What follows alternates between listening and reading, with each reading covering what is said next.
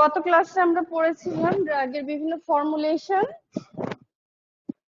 এবং আমরা কি কি রুটে ড্রাগ অ্যাডমিনিস্টার করতে পারি। এখন দেখো, একটা ড্রাগ আমি যখন অ্যাডমিনিস্টার করব একটা নির্দিষ্ট ডোজে, ড্রাগটা কি হবে, সিস্টেমিক সার্কুলেশনে যাবে। এই যে ড্রাগটা সিস্টেমিক সার্কুলেশনে গেল, যতটুকু পোর্শন গেল সিস্টেমিক সার্কুলেশন বা ব্লাডে, সেটাই হলো আমাদের ডিজায়ার্ড কনসেন্ট্রেশন, এটাই আমাদের ফার্মাকোলজিক্যাল ইফেক্ট করবে। এই প্রসেসটা যে কি কি প্রসেসে কি কি ব্যারিয়ার পাস করে তারপর ড্রাগটা সিস্টেমিক সার্কুলেশনে গেল, এটাকেই বলে ড্রাগ অ্যাবজর্পশন। ড্রাগটা অ্যাবজর্পশন হয়ে কি হবে, সাইমালটেনিয়াসলি হবে, ড্রাগটা ডিস্ট্রিবিউটেড হবে বিভিন্ন টিস্যুতে। ড্রাগটা কোথায় যাবে, সাইট অফ অ্যাকশনে যাবে, একই সাথে ইলিমিনেশন প্রসেসটাও শুরু হয়ে যাবে, that is metabolism or excretion. Metabolism হবে মেইনলি লিভারে, তারপর যতটুকু মেটাবলাইজ হবে ততটুকু আবার এক্সক্রিটেডও হয়ে যাবে। এটা কিন্তু প্রসেসটা একই সাথে শুরু হবে। ড্রাগটা অ্যাবজর্পশন করার সাথে সাথেই সাইট অফ অ্যাকশনে গেল, কিছু পোর্শন ডিস্ট্রিবিউটেড হলো টিস্যুতে, কিছু পোর্শন লিভারে মেটাবলাইজড হলো, তারপর এক্সক্রিশন প্রসেসটা শুরু হয়ে গেল। এইটুকু হলো আমাদের pharmacokinetics, that is absorption, distribution, elimination. তারপর সাইট অফ অ্যাকশনে যে ড্রাগটা কি করবে, ফার্মাকোলজিক্যাল ইফেক্ট করবে। এর মধ্যে দুই ধরনের ইফেক্ট হতে পারে, একটা টক্সিক ইফেক্ট আর একটা হলো আমার ডিজায়ার্ড ফার্মাকোলজিক্যাল ইফেক্ট। এইটুকু পোর্শন হলো ফার্মাকোডিনামিক্স। এখন আসো আমরা অ্যাবজর্পশন কাকে বলবো।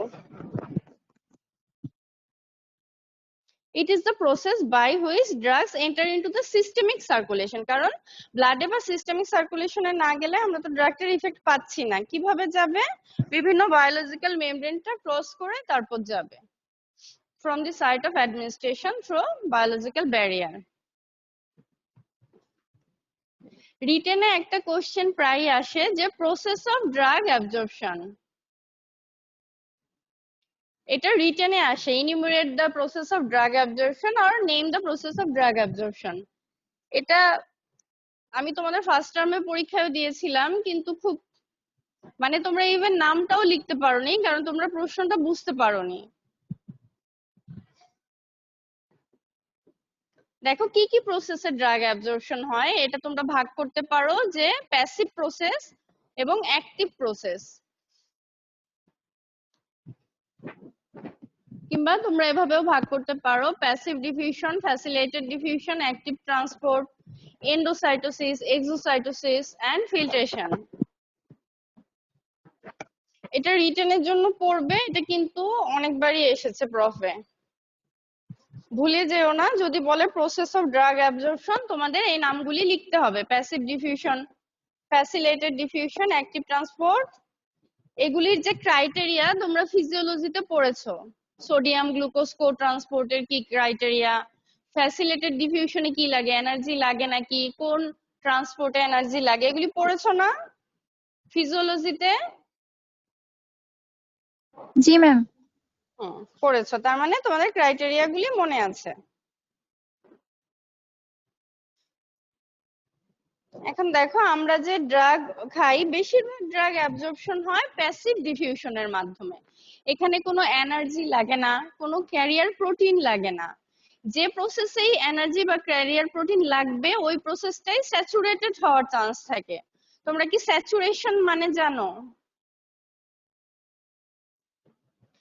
ধরো একটা ড্রাগ একটা ক্যারিয়ার প্রোটিন দিয়ে অ্যাবজর্ব হয়, এখন ক্যারিয়ার প্রোটিন তো আর আনলিমিটেড না, কিছু লিমিটেড ক্যারিয়ার প্রোটিন আছে, পরে এটা যখন সিনথেসাইজ বা ইউজ হয়ে যাবে তারপর নতুন ক্যারিয়ার প্রোটিন সিনথেসিস হবে। যেমন আমরা রিসিপ্টর পড়ি, যে রিসিপ্টর থাকে সেলের ভিতরে, তারপর যখন একটা ড্রাগ দেয় কি হয়, ড্রাগ রিসিপ্টরকে বাইন্ড করার পর রিসিপ্টরের মেটাবলিজম হয়, ইন্টারনালাইজ হয়, ডাউন রেগুলেশন হয় অনেকদিন ধরে যদি আমরা অ্যাগনিস্ট দেই, তারপর কি ওই অ্যাগনিস্টের ইফেক্টটা কমে যায়। এটাকেই বলে স্যাচুরেশন। যে ধরো একটা ড্রাগের মানে অ্যাবজর্পশনের জন্য তার কোনো ক্যারিয়ার প্রোটিন বা এনার্জি লাগে, এক সময় তো এনার্জিটা একটু কমে যাবে, ক্যারিয়ার প্রোটিনটা স্যাচুরেটেড মানে ইউজড আপ হয়ে যাবে, তখন ড্রাগের অ্যাবজর্পশনটা কমে যাবে। আর প্যাসিভ ডিফিউশন এমন একটা প্রসেস যেটা হাই কনসেন্ট্রেশন থেকে, আমরা তো ডিফিউশন পড়েছি, ডিফিউশনে কি হয়, ধরো তোমরা যখন সায়েন্স পড়েছিলে তখন তো সম্ভবত প্র্যাকটিক্যালে করাতো না যে একটা কিসমিস পানিতে ডুবিয়ে রাখলে কি হয়, যে হাই কনসেন্ট্রেশন থেকে লো কনসেন্ট্রেশনে ভিতরে সলিউট বা সলিউশন গুলি চলে আসে। ওরকম প্যাসিভ ডিফিউশন কি হয়, হায়ার কনসেন্ট্রেশন থেকে লোয়ার কনসেন্ট্রেশনে ড্রাগটা যাবে যেখানে কোনো ক্যারিয়ার প্রোটিন বা এনার্জি লাগবে না। আর এই প্যাসিভ ডিফিউশনের মাধ্যমে আমাদের মেজরিটি অফ ড্রাগ অ্যাবজর্ব হয়। এটা ভাইভাতে জিজ্ঞেস করে। ড্রাগ অ্যাবজর্পশন স্ট্রাকচার্ড ওরাল কোশ্চেনে আছে, ওখানে আছে যে name the process by which majority of the drugs are absorb. তখন বলবে যে প্যাসিভ ডিফিউশনের মাধ্যমে মেজরিটি অফ ড্রাগ অ্যাবজর্ব হয়। গত ক্লাসেও আমরা পড়েছিলাম যে আমাদের সেল মেমব্রেনে কি আছে, একটা লিপিড বাইলেয়ার আছে। এই জন্য লিপিড সলিউবল ড্রাগ গুলি খুব ইজিলি এই সেল মেমব্রেনের লিপিড বাইলেয়ারে সলিউবল হয়ে সেলের ভিতরে ঢুকে যায়। Lipid soluble drugs readily moves across the most biological membrane. কেন? কারণ due to their solubility in the membrane lipid bilayer.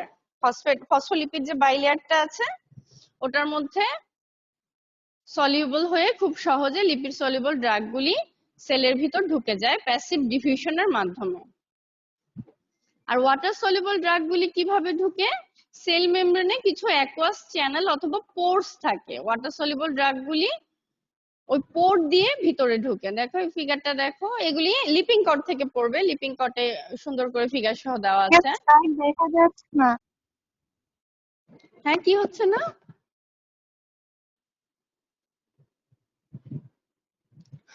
তাহলে আমরা প্রথমটুকু একটু দেখি, যেহেতু তোমরা স্লাইড দেখোনি। অ্যাবজর্পশন কি? It is the process by which drugs enter into the systemic circulation from the site of administration through biological barrier. কি হয়, যখন আমরা একটা নির্দিষ্ট রুটে একটা ড্রাগ অ্যাডমিনিস্ট্রেট করি, ওই ড্রাগটা কিছু বায়োলজিক্যাল মেমব্রেন ক্রস করে সিস্টেমিক সার্কুলেশনে যাবে। এই প্রসেসটাই হলো অ্যাবজর্পশন। যখন এই সিস্টেমিক সার্কুলেশনে যাবে সাইমালটেনিয়াসলি এই তিনটা কাজ শুরু হয়ে যাবে।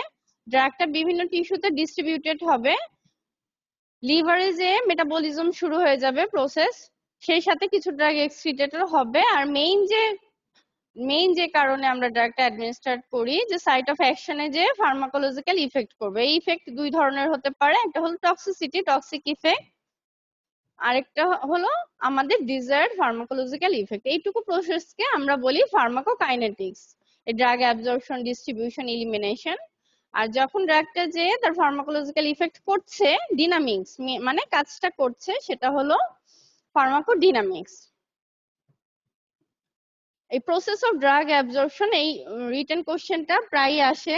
আমি তোমাদের ফার্স্ট টার্মেও দিয়েছিলাম, তোমরা অ্যান্সার করতে পারোনি বেশিরভাগ।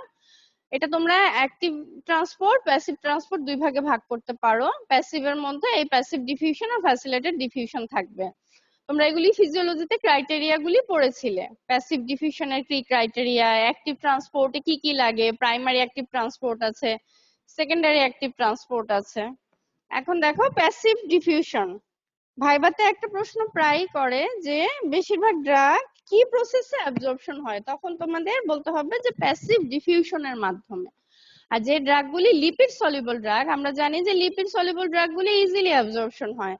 কিভাবে হয়? কারণ আমাদের সেল মেমব্রেনে একটা লিপিড বাইলেয়ার আছে। এই লিপিড সলিউবল ড্রাগগুলি এই বাইলেয়ারটাকে খুব সহজে ক্রস করতে পারে। আর ওয়াটার সলিউবল ড্রাগগুলি কিভাবে ভিতরে যাবে? সেলের ভিতরে একটা অ্যাকুয়াস চ্যানেল থাকে। দেখো এই যে ওয়াটার সলিউবল ড্রাগগুলি এই চ্যানেল দিয়ে ঢুকে গেল। আর এই লিপিড সলিউবল ড্রাগগুলি কি হলো, এই যে আমাদের সেল মেমব্রেনে যে লিপিড বাইলেয়ারটা আছে এটাতে ডিসলভ হয়ে ইজিলি সেলের ভিতরে চলে গেল।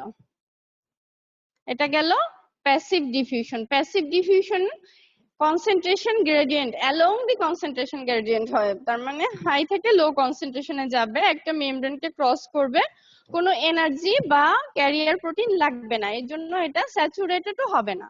মানে ক্যারিয়ার প্রোটিন শেষ হয়ে যে বা ইউজ হয়ে যে প্রসেসটা বন্ধ হয়ে যাবে বা স্লো হয়ে যাবে, সেরকম কোনো সম্ভাবনা থাকে না প্যাসিভ ডিফিউশনে। এখন আসো facilitated diffusion.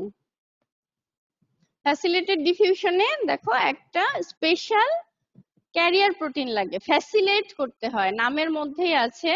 Passive diffusion passively হচ্ছে, আর ফ্যাসিলিটেটেড ডিফিউশনকে ফ্যাসিলেট করার জন্য মানে হেল্প করার জন্য একটা ক্যারিয়ার প্রোটিনের দরকার হয়। এটাও concentration gradient along the concentration gradient হয়। Facilitated diffusion can be saturated, কেন? কারণ এটাতে ক্যারিয়ার প্রোটিন লাগে। যখন সবগুলি ক্যারিয়ার প্রোটিন ইউজ হয়ে যাবে একটা নির্দিষ্ট ড্রাগের জন্য, তখন ডিফিউশনটা কমে যেতে পারে, ড্রাগ অ্যাবজর্পশন কমে যাবে, এখানে কোনো এনার্জি দরকার হয় না। তোমরা কি 15 জনের চেয়ে বেশি হবে না ক্লাস? দেখো এটা হলো একটা ড্রাগ ট্রান্সপোর্টার বা ক্যারিয়ার। ড্রাগটা এই ট্রান্সপোর্টারের মাধ্যমে, ট্রান্সপোর্টারটা ধরে ড্রাগটাকে ক্রস করে দিচ্ছে বায়োলজিক্যাল মেমব্রেন। নেক্সট আসো যে অ্যাক্টিভ ট্রান্সপোর্ট। তার মানে এটা আমরা দেখলাম যে আগের দুইটা অ্যালং দি কনসেন্ট্রেশন গ্রেডিয়েন্টে হয়, আর অ্যাক্টিভ ট্রান্সপোর্ট এগেইনস্ট দি কনসেন্ট্রেশন গ্রেডিয়েন্ট, মানে লোয়ার থেকে হাই কনসেন্ট্রেশনেও ড্রাগকে ট্রান্সপোর্ট করাতে পারে। এখানে ক্যারিয়ার প্রোটিন লাগে, এনার্জি লাগে, আর এটা সিলেক্টিভ। ধরো সোডিয়াম গ্লুকোজ যে কো ট্রান্সপোর্ট, ওখানে শুধু সোডিয়াম আর গ্লুকোজই যাবে। কো ট্রান্সপোর্ট মানে একই দিকে যাবে, আর কাউন্টার ট্রান্সপোর্ট মানে অপোজিট ডিরেকশনে যাবে। এগুলি তোমরা সবই পড়েছো। স্যাচুরেটেড হয় কারণ এটা এনার্জি লাগে, ক্যারিয়ার প্রোটিন লাগে। এনার্জিটা কোত্থেকে আসে? যখন এটিপি থেকে এডিপি হয়, একটা ফসফেট রিলিজ হয়ে এই এনার্জিটা প্রোভাইড করে। দেখো এই যে ড্রাগের transporter, that means carrier protein, energy লাগছে, এটিপি থেকে এডিপি হয়, মানে ট্রাইফসফেট থেকে ডাইফসফেট হয়, একটা ফসফেট রিলিজ হয়, এই এনার্জিটা এই ড্রাগটাকে ট্রান্সপোর্ট করে। এনার্জি কেন লাগে? কারণ অপোজিট ডিরেকশনে যেহেতু যাচ্ছে, অপোজিট কনসেন্ট্রেশনে, লো থেকে হাইতে গেলে তো অবশ্যই এনার্জি লাগবে।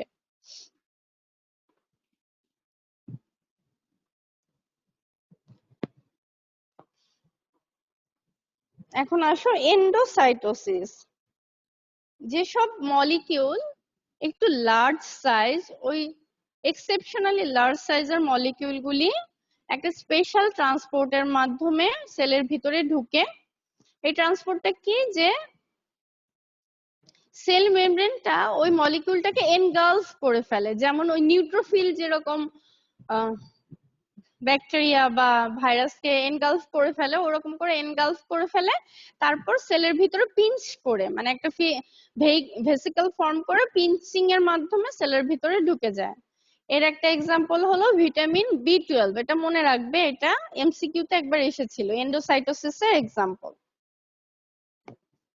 দেখো ধরো এটা ভিটামিন বি12, কি হলো? সেল মেমব্রেনটা একটা ভেসিকলের মতো ফর্ম করলো, করে এটা ভিতরে ঢুকে গেল, পরে এটা সোজা হয়ে যাবে আর এই লার্জ মলিকিউলটা সেলের ভিতরে ঢুকে যাবে। পরীক্ষায় যদি আসে ছোট করে একটু সাইডে ফিগারটাও দিয়ে দিতে পারো প্যাসিভ ডিফিউশন, ফ্যাসিলিটেটেড ডিফিউশনের। এখন আসো এক্সোসাইটোসিস কাকে বলে? আমরা যখন অটোনমিক ফার্মাকোলজি পড়েছি, নরইপিনেফ্রিন, ইপিনেফ্রিন, অ্যাসিটাইলকোলিন, কি দেখেছি? ওরা একটা ভেসিকল দিয়ে ট্রান্সপোর্ট হয়, তারপর এক্সোসাইটোসিসের মাধ্যমে রিলিজ হয়। এক্সোসাইটোসিস হলো এন্ডোসাইটোসিসের অপোজিট একটা process. Certain neurotransmitters are stored in the intracellular membrane-bound vesicle in the nerve terminal and are released by exocytosis. Exocytosis এর example হলো এই নিউরোট্রান্সমিটার গুলি, ইপিনেফ্রিন, নরইপিনেফ্রিন, ডোপামিন, অ্যাসিটাইলকোলিন, এগুলি এক্সোসাইটোসিস এর মাধ্যমে রিলিজ হয়। এটা গেল প্রসেস অফ ড্রাগ অ্যাবজর্পশন, এটা রিটেনের জন্য পড়বে। আর কত নাম্বার আছে? ধরো যদি কোশ্চেনের অ্যান্সারে 1 বা 0.5 থাকে তাহলে শুধু নামগুলি লিখবে, কিংবা 2 বা 2.5 থাকলে একটু ডেসক্রাইব করে লিখবে।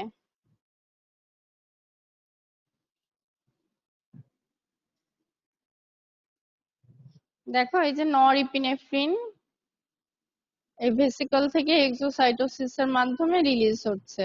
আর এই এক্সোসাইটোসিসের জন্য কোন আয়নটা দরকার হয়? Calcium ion ma'am. হ্যাঁ, ক্যালসিয়াম দরকার হয়। এই যে ক্যালসিয়াম চ্যানেল, ক্যালসিয়াম রিলিজ হয়, তারপর এক্সোসাইটোসিস হয়।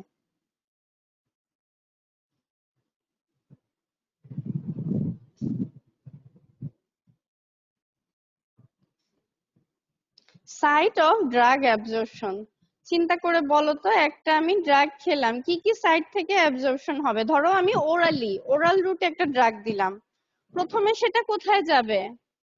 ওরাল ক্যাভিটিতে তো গেল, গিললাম, তারপর ইসোফেগাস থেকে কোথায় যাবে? স্টোমাকে, তারপর ইন্টেস্টাইনে। হ্যাঁ, স্টমাকে যাবে। স্টমাকে মিডিয়াটা কেমন? আমাদের স্টমাকের পিএইচ কেমন? অ্যাসিডিক পিএইচ ম্যাম, সেখানে অ্যাসিডিক পিএইচটা পিএইচ। অ্যাসিডিক থাকে। তাহলে আমাদের স্টমাকে কোন ধরনের ড্রাগগুলি অ্যাবজর্পশন মানে সুবিধা হবে, বেশি হবে? আমরা কি পড়েছিলাম অ্যাসিডিক যে ড্রাগ অ্যাসিডিক। গুলাই বেশি সুবিধা হবে ম্যাম। অ্যাসিডিক মিডিয়াতে অ্যাসিডিক ড্রাগ গুলো আয়োনাইজেশন কম হয়, তখন ড্রাগ গুলো অ্যাবজর্পশন বেশি হয়।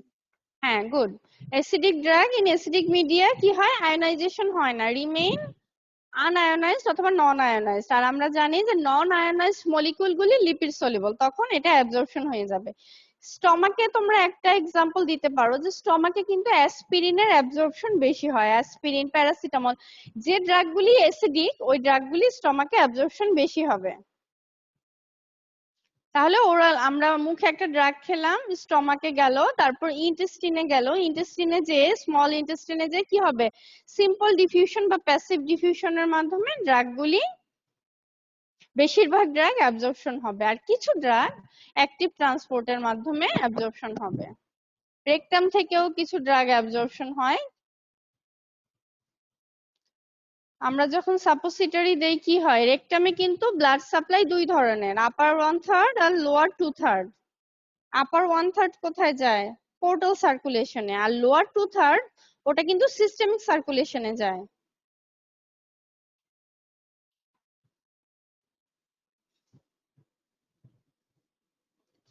আচ্ছা, এটা গেল আমরা ওরালি একটা ড্রাগ খেলাম। এখন তারপর যদি আমরা স্কিনে একটা ড্রাগ দেই টপিক্যাল, তাহলে সেটা কিভাবে অ্যাবজর্পশন হবে? আমরা আই ড্রপ দিলাম বা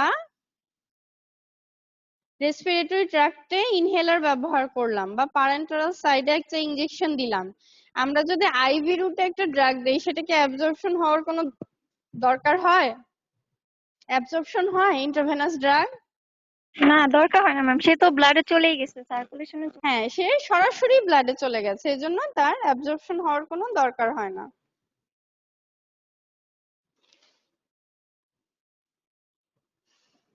সাইট অফ ড্রাগ অ্যাবজর্পশন গুলি তাহলে লিখবে কি কি? এলিমেন্টারি ট্র্যাক্ট, এলিমেন্টারি ট্র্যাক্টে কি আছে? Oral cavity, stomach, small intestine, rectum. তারপর আছে skin, nasal mucosa, eye, respiratory tract. Parenteral drug দিলে, যেটা আইএম বা সাবকিউটেনিয়াস দেই।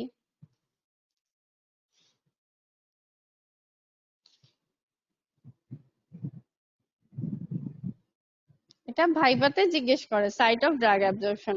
এখন আসো রিটেনে আরেকটা খুব প্রশ্ন বারবার আসে যে factor affecting drug absorption from elementary tract.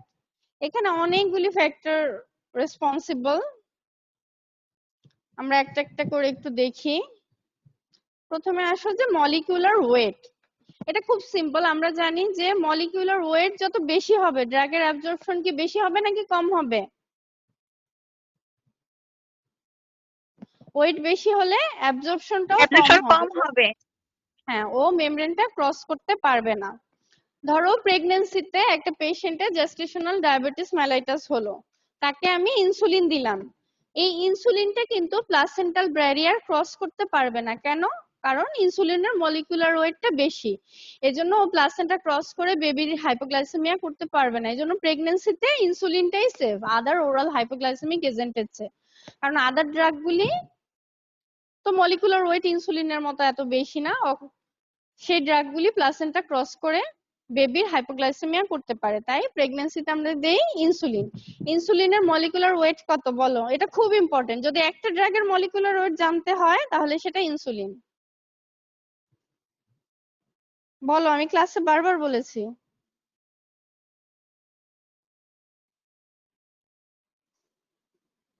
কারো মনে নেই? দেখি কে কে আছে। 5808। হ্যাঁ, 5800। কনফিউশন কেন? 5800। এটাই হলো কারণ প্রেগন্যান্সিতে ইনসুলিনটা কেন সেফ, কারণ ওর মলিকুলার ওয়েট বেশি, ও প্লাসেন্টাল ব্যারিয়ারটা ক্রস করে ফিটাসের হাইপোগ্লাইসেমিয়া করতে পারবে না। তাই আমরা কি দেখলাম, যে মলিকুলার ওয়েট বেশি হলে ওই ড্রাগটা অ্যাবজর্পশনও কম হবে। সবচেয়ে বেটার অ্যাবজর্পশন হয় যেসব ড্রাগের মলিকুলার ওয়েট 500 এর চেয়ে কম।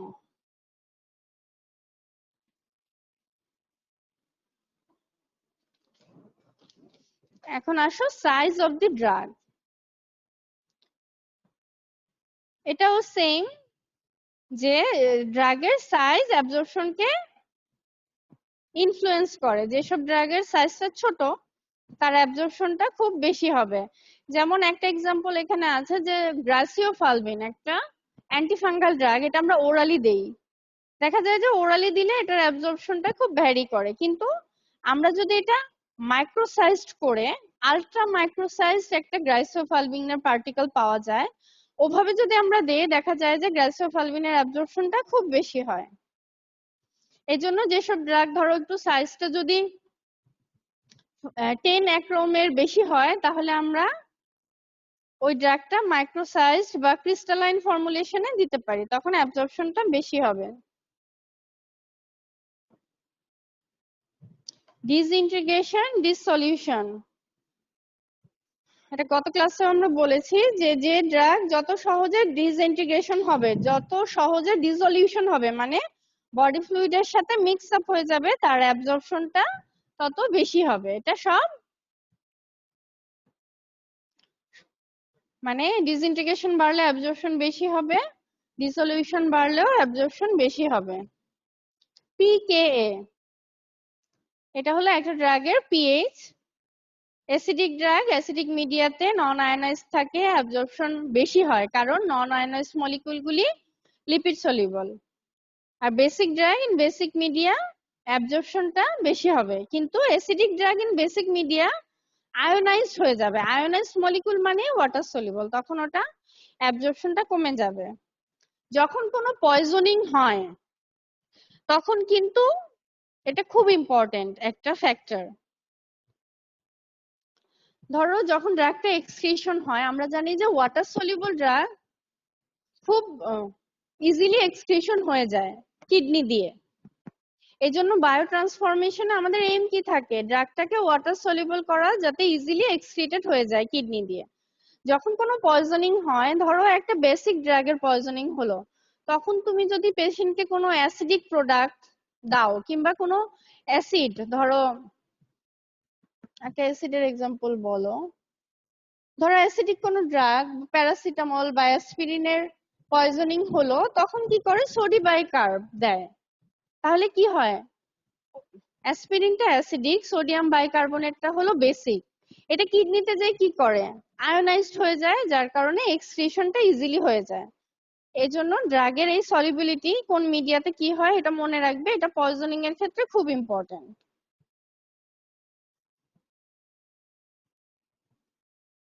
নেক্সট আসো যে ইনঅ্যাক্টিভেশন। এটার এক্সাম্পল হলো যে আমরা অনেক ড্রাগ ওরালি দিতে পারি না। কেন দিতে পারি না? যেমন অক্সিটোসিন আমরা ওরালি দিতে পারবো না, ইনসুলিন ওরালি দিতে পারবো না। এগুলি প্রোটিন ড্রাগ, এগুলি আমাদের প্রোটিওলাইটিক এনজাইম দিয়ে ইনঅ্যাক্টিভেট হয়ে যাবে, অ্যাবজর্পশন হবে না। এটাকে বলে ইনঅ্যাক্টিভেশন। তাহলে এই ড্রাগগুলি কি ওরালি দেওয়া যাবে না। ইন্টারঅ্যাকশন উইথ আদার ড্রাগ, এটাও অ্যাবজর্পশনে হ্যাম্পার করে। যেমন অ্যান্টাসিডের সাথে পেশেন্ট যদি ক্যালসিয়াম বা আয়রন খায়, তাহলে ক্যালসিয়াম আর আয়রন বা টেট্রাসাইক্লিন এদের অ্যাবজর্পশন কমে যাবে। এগুলি কিন্তু খুব ইম্পর্টেন্ট ড্রাগ ইন্টারঅ্যাকশন পরীক্ষার জন্য। Antacid plus tetracycline, antacid plus iron বা ক্যালসিয়াম। তার মানে আদার ড্রাগের সাথে ইন্টারাকশন হলেও ড্রাগের অ্যাবজর্পশন কমে যাবে জিআইটি থেকে। আমরা এখন জিআইটির ফ্যাক্টর গুলি পড়ছি।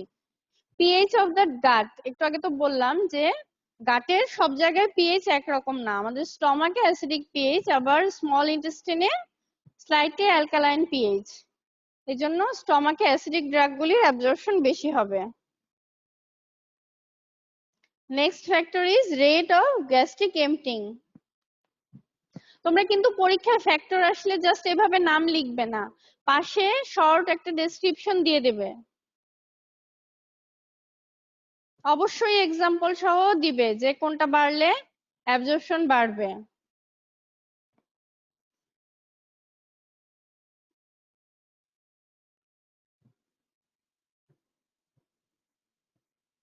Rate of gastric emptying. এখন দেখো যদি পেশেন্টের গ্যাস্ট্রিক এমপ্টিংটা বেশি হয়, অ্যাবজর্পশন কি বাড়বে নাকি কমবে? এমটি স্টমাকে মানে বেশিরভাগ ড্রাগ কিন্তু খালি পেটে অ্যাবজর্পশনটা ভালো হয়, ফুডের সাথে ইন্টারঅ্যাক্ট করে না বেশিরভাগ ড্রাগ। কিছু ড্রাগ আছে এক্সেপশনাল, যেমন গ্রাসিওফালভিন, এটা কি হয় ফুডের সাথে অ্যাবজর্পশন বেশি হয়। এজন্য গ্যাস্ট্রিক এমপ্টিং বাড়লে ড্রাগের অ্যাবজর্পশনটাও বেড়ে যায়, গ্যাস্ট্রিক এমপ্টিং রেটটা বেশি হলে।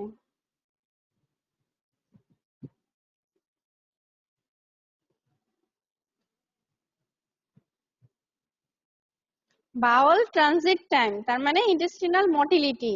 ইন্টেস্টিনাল মোটিলিটি বেশি হলে কি হবে? ড্রাগটা ইন্টেস্টিন দিয়ে তাড়াতাড়ি পাস হয়ে যাবে। স্মল ইন্টেস্টাইনে কিন্তু বেশিরভাগ ড্রাগের অ্যাবজর্পশন হয়। যদি স্মল ইন্টেস্টাইন দিয়ে ড্রাগটা তাড়াতাড়ি পাস হয়ে যায় তাহলে তো ইন্টেস্টিনের সারফেসে ওটা কম সময় থাকবে, এই জন্য অ্যাবজর্পশনও কম হবে। এই জন্যই দেখবে যে ডায়রিয়া বা ইন্টেস্টিনাল মোটিলিটি বেড়ে যাচ্ছে, এমন কন্ডিশনে ড্রাগের অ্যাবজর্পশন কম হয়, কারণ ড্রাগটা তাড়াতাড়ি পাস হয়ে যায়। ট্রানজিট টাইমটা বেশি হলে ড্রাগটা তাড়াতাড়ি পাস হয়ে যায়। আমাদের স্মল ইন্টেস্টিনে জানি আমরা যে ভিলাই আর কি কি থাকে, মাইক্রোভিলাই, এই জন্য ওখানে এরিয়া, সারফেস এরিয়াটা অনেক বেশি, এই জন্য অ্যাবজর্পশনও বেশি হয়। Mucosal surface available for absorption, এটা হলো ইন্টেস্টিনে যেহেতু সারফেস এরিয়া অনেক বেশি, প্রায় স্টমাকের চেয়ে 600 গুণ বেশি, এই জন্য স্মল ইন্টেস্টিনে ড্রাগের অ্যাবজর্পশনটা বেশি হয়। গ্যাস্ট্রোইন্টেস্টিনাল ডিজিজ, কিছু কিছু ডিজিজ ড্রাগের অ্যাবজর্পশনটা হ্যাম্পার করে। গ্যাস্ট্রোইন্টেস্টিনাল ডিজিজ যেমন সিলিয়াক ডিজিজ আর কর্নস ডিজিজ, এগুলি তো তোমরা পড়েছো। এখানে কি হয় ড্রাগের অ্যাবজর্পশনটা বেড়ে যায়, ওখানে তো মিউকোজাল ইনজুরি হয় না ইন্টেস্টিনে, তখন দেখা যায় যে ড্রাগের অ্যাবজর্পশনটা বেশি হচ্ছে। আবার কোনো কারণে যদি গাট ইডিমা হয়, যেমন কনজেস্টিভ কার্ডিয়াক ফেইলিওরে যদি ড্রাগ ইডিমা হয় গাটে, তখন দেখা যায় যে ড্রাগের অ্যাবজর্পশনটা কমে যাচ্ছে। এটা মনে রেখো যে সিলিয়াক ডিজিজ, ক্রনস ডিজিজ, এগুলিতে ড্রাগের অ্যাবজর্পশনটা বেড়ে যায়। Presence of food in the drug, most of the drug, আমি একটু আগেও বললাম যে এমটি স্টমাকে ভালো অ্যাবজর্পশন হবে, better absorb in empty stomach. আর এর মধ্যেও দুটো ভাগ আছে, যে ওয়াটার সলিউবল ড্রাগ গুলি বেশি ইন্টারফেয়ার্ড হয় ফুড দিয়ে, আর লিপিড সলিউবল ড্রাগ গুলি রিলেটিভলি কম ইন্টারফারেন্স হয়। আর কিছু কিছু ড্রাগ ফুডের প্রেজেন্সে অ্যাবজর্পশন ভালো হয়, এটাও কিন্তু এমসিকিউ এর জন্য খুব ইম্পর্টেন্ট, যেমন গ্লাইসিওফালভিন, হাইড্রালাজিন, স্পাইরোনোল্যাকটন, প্রোপানল, এই ড্রাগগুলি increase absorption in presence of food.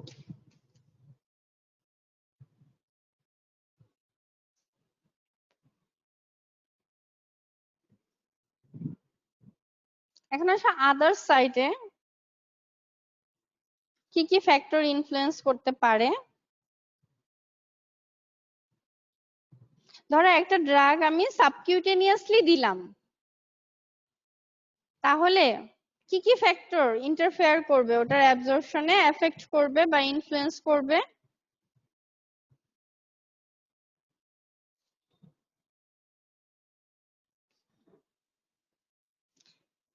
এখানেও সারফেস এরিয়া বেশি হলে অ্যাবজর্পশনটা বেশি হবে। আমরা দেখবে যে পেশেন্টকে যখন ইনসুলিন দিতে বলে সাবকিউটেনিয়াসলি বলে যে অ্যারাউন্ড দা আম্বিলিকাস দিতে, কারণ ওখানে সারফেস এরিয়া বেশি, ফ্যাট বেশি, এই জন্য ড্রাগটা অ্যাবজর্পশন বেশি হয়।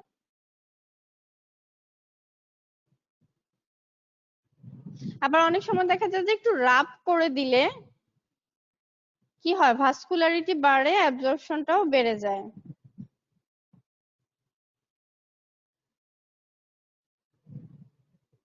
Hit, hot bath, local vasodilators, massage, exercise, এইসব ফ্যাক্টর ব্লাডের অ্যাবজর্পশনটাকে, ড্রাগের অ্যাবজর্পশনটাকে বাড়ায়, আমি যদি ইন্ট্রামাসকুলার অথবা সাবকিউটেনিয়াস রুটে দেই।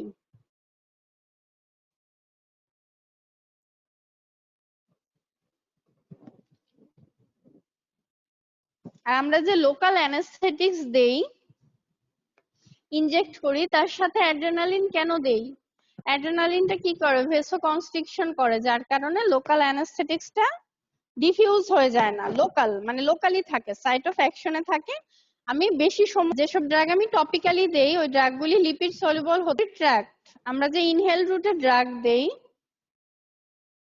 তার অ্যাডভান্টেজ আমরা পড়েছি, যে সরাসরি সাইট অফ অ্যাকশনে গেল, ফাস্ট মেটাবলিজম হলো না লিভারে, র্যাপিড অনসেট অফ অ্যাকশনটা আমরা পেলাম, আর সিস্টেমিক সাইড ইফেক্ট পাবো না। এই লাংসে ড্রাগ অ্যাবজর্পশনে কিছু অ্যাডভান্টেজ আছে, যে আমরা জানি যে আমাদের রেসপিরেটরি মিউকোজাটা হাইলি ভাস্কুলারাইজড, আর এখানে অ্যাবজর্পটিক এরিয়াটাও অনেক বেশি, এই দুইটা কারণে ড্রাগের অ্যাবজর্পশন বেশি হয়। আরেকটা কারণ আছে, তোমরা মনে রাখতে পারলে ভালো, যে লাংসে এনজাইমেটিক অ্যাক্টিভিটি মানে ড্রাগ মেটাবলাইজিং এনজাইমেটিক অ্যাক্টিভিটি গুলি রিলেটিভলি কম, এই জন্য দেখা যায় যে ড্রাগটা মেটাবলিজম কম হয়, ইফেক্টটা আমরা বেশি সময় পাই।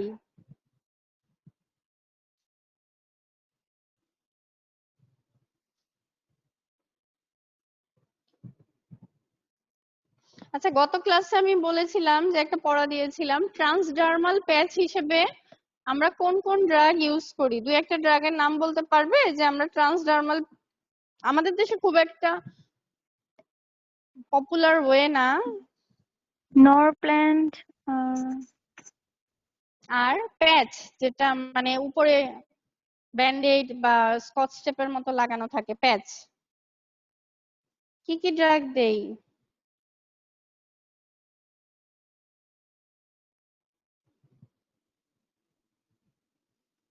এটা নেক্সট ক্লাসে আমি আবার পড়া ধরবো, যে ট্রান্সডার্মাল প্যাচ দিয়ে আমরা কি কি ড্রাগ, অবশ্যই সেটা লিপিড সলিউবল হতে হবে, নয়তো স্কিন দিয়ে অ্যাবজর্পশন হবে না। এক্সাম্পল পড়বে খুঁজে বই থেকে। আচ্ছা, অ্যাবজর্পশনে আজকে এ পর্যন্তই। নেক্সট ক্লাসে আমরা ভলিউম অফ ডিস্ট্রিবিউশন আর বায়োট্রান্সফরমেশন পড়বো। তোমরা যেদিনের পড়া সেটুকু পড়ে ফেলো, তাহলে তোমাদের রিভিশনও হবে, আর যাদের জন্য নতুন তাদের পড়াটা হবে। নতুন যে পড়ে এসেছো 18 জন, ওরা তো ক্লাস করো না কেন? আজকে এখন আছো মাত্র 10 জন, আয়মান, শরীফ রোল 11, 42 রোল 8, বাকিরা কোথায়? হঠাৎ করে পরীক্ষার ডেট দিয়ে দিলে কি করবে? প্রফেট ডেট দিয়ে দিলে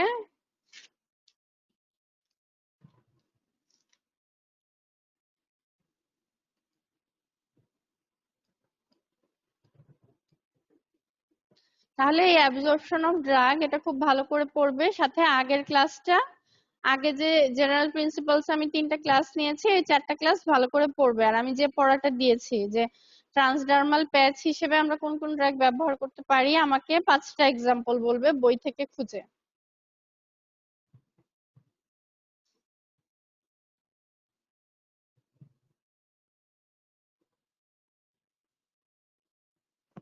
আজকে এই পর্যন্তই, নেক্সট ক্লাস বুধবারে। কারো কোনো প্রশ্ন আছে? ম্যাম সেদিন যে আপ রেগুলেশন ডাউন রেগুলেশনটা বলছিলেন, মানে আমি একটু হ্যাঁ, কম বুঝতেছিলাম। আপ রেগুলেশন আর ডাউন রেগুলেশন, দেখো এই কথাটার মধ্যেই এটার মিনিংটা আছে। ডাউন রেগুলেশন, ধরো একটা পেশেন্টকে আমি অনেক দিন ধরে একটা অ্যাগনিস্ট দিচ্ছি, অ্যাগনিস্ট কি করবে, রিসিপ্টরের সাথে বাইন্ড হবে না, বাইন্ড হয়ে তো ও জি ম্যাম। কাজ করবে, রিসিপ্টরটাকে ইউটিলাইজ করেই তো বাকি কনসিকোয়েন্স হবে, ফার্মাকোলজিক্যাল ইফেক্ট হবে। তাহলে কি হবে, অনেক দিন ধরে অ্যাগনিস্ট দিচ্ছি, অ্যাগনিস্ট যে সব রিসিপ্টরের সাথে বাইন্ড করলো, রিসিপ্টরটাকে ইউজ করলো, তারপর কি হলো, রিসিপ্টরের মেটাবলিজম হয়ে গেল, ইন্টারনালাইজ হলো, ভিতরে ঢুকে গেল, মানে সাইমালটেনিয়াসলি সিনথেসিসটা ধরো একটু প্রসেসটা তো কমে যায়, যেহেতু জি ম্যাম, বুঝতে অ্যাগনিস্ট আমি পারছি। প্রলং দিচ্ছি, এজন্য কি হয়, ডাউন রেগুলেশন হয়, আমার ইফেক্টটা আমি কম পাবো। আর আপ জি ম্যাম। রেগুলেশন, ধরো অনেক দিন ধরে আমি অ্যান্টাগনিস্ট দিচ্ছি, আহ ধরো এক্সাম্পল বিটা ব্লকার যে আমরা দেই, বিটা ব্লকার কি করে, ও তো বিটা বিটা রিসিপ্টরকে ইউটিলাইজ করে না, ও বিটা রিসিপ্টরকে ব্লক করে রাখে যাতে নরইপিনেফ্রিন বা ইপিনেফ্রিন বিটা রিসিপ্টরের সাথে বাইন্ড হয়ে রিসেপ্টরে না কাজ করতে না যেতে পারে। পারে। হ্যাঁ, জি ধরো ম্যাম। আমি অনেকদিন ধরে প্রোপানল দিচ্ছি, বিটা ব্লক হয়ে আছে, কাজ করতে পারছে না, রিসিপ্টর কিন্তু বেড়ে যাচ্ছে, কারণ রিসিপ্টর কাজ করতে পারছে না, ওর সিনথেসিস না বাড়লেও ওর নাম্বার তো বেড়ে যাচ্ছে, যেহেতু ও ইউজড আপ হচ্ছে না। তখন কি হয়, হঠাৎ করে যদি আমি প্রোপানলটা উইথড্র করে নেই, কি হবে, রিসিপ্টর অনেক বেশি নরইপিনেফ্রিন যে সবগুলো রিসিপ্টরের সাথে বাইন্ড করে দেখা যায় যে ব্লাড প্রেশারটাকে বাড়িয়ে দিবে, রিবাউন্ড হাইপারটেনশন হয়, এটাকেই বলে আপ রেগুলেশন, মানে রিসিপ্টরটা সেন্সিটাইজ জি ম্যাম, হয়ে বুঝতে থাকে, পারছি। অনেকদিন ধরে কাজ জি করতে ম্যাম। পারছে না, ও কাজ করার জন্য। জি ম্যাম, বুঝতে পারছি ম্যাম। ঠিক আছে, তাহলে আজকে এই পর্যন্তই, গত 4টা ক্লাস পড়ো, আমি নেক্সট ক্লাসে ডিস্ট্রিবিউশন আর ইলিমিনেশনটা পড়বো। ঠিক আছে, আজকে এই পর্যন্তই, আল্লাহ হাফেজ, আসসালামু আলাইকুম, ভালো থেকো আসসালামু সবাই, আলাইকুম আর ম্যাম। লেখাপড়া করবে, ওয়ালাইকুম আসসালাম। আসসালামু আলাইকুম ma'am. This conference will now be recorded.